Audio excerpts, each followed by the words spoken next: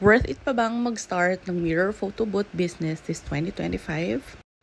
Hi, this is Mayeng, the founder of Snapshot Mirror Photo Booth and Event Services.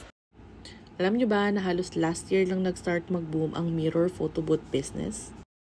Pero ngayong taon nga ay marami na ring nag-quit. Kaya worth it pa bang mag-start ng mirror photo booth business? For me, yes, as long as you've done your research.